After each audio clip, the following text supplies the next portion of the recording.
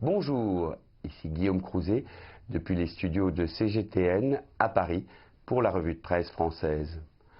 Quoi de neuf aujourd'hui dans l'actualité? Dans le journal Le Monde, la photo du Doubs, un fleuve français complètement à sec. La récente canicule dans notre pays pose comme une évidence la question brûlante de la préservation d'une ressource naturelle qu'on a tendance à croire inépuisable, l'eau. Le gouvernement veut inciter nos compatriotes à l'économiser. Il vient de présenter un pacte de 23 mesures pour réduire de 10% la consommation de ce bien précieux d'ici à 2025. Parmi celles-ci, la récupération systématique des eaux de pluie pour arroser les espaces verts et autres jardins publics, la multiplication des barrages et la création de retenues d'eau pour faire face aux sécheresses à venir, mais reste aussi à trouver le moyen de dépolluer les nappes souterraines chargées des pesticides employés par les agriculteurs, un combat qui commence à peine. En couverture du Figaro Économie, ce titre: Carrefour cède sa filiale en Chine au Darty local.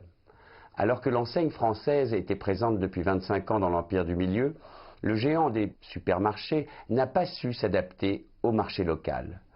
Aujourd'hui en Chine, un tiers des achats alimentaires se fait en effet en ligne, contre 5% seulement en France. Le groupe Suning.com, dont Alibaba détient 20%, véritable géant de l'électroménager en Chine, a donc décidé de racheter 80% du capital de la filiale chinoise de Carrefour.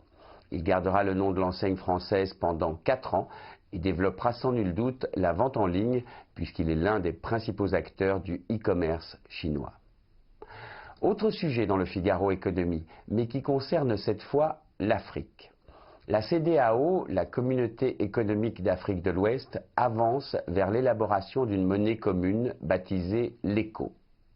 Ce projet d'union monétaire, calqué sur le modèle de l'euro, devrait concerner 15 pays, soit 331 millions d'habitants. Actuellement, si le franc CFA se taille une belle part de la monnaie en circulation parmi ces nations, d'autres pays comme la Sierra Leone, le Ghana, le Libéria ou le Nigeria, qui vient d'accueillir les chefs d'État pour ce sommet, ont leur propre devise. Le but du jeu est de mettre l'ECO en circulation en 2020. Si le nom est choisi, reste encore à concrétiser cet ambitieux projet monétaire dont l'idée avait été lancée il y a 30 ans déjà.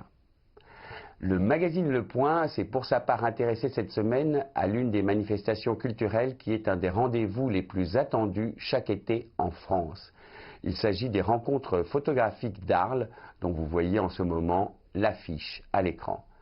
Chaque année, la petite cité provençale accueille depuis 50 ans les plus grands photographes du monde entier et leurs œuvres sont exposées partout en ville, galeries, musées, églises, entrepôts.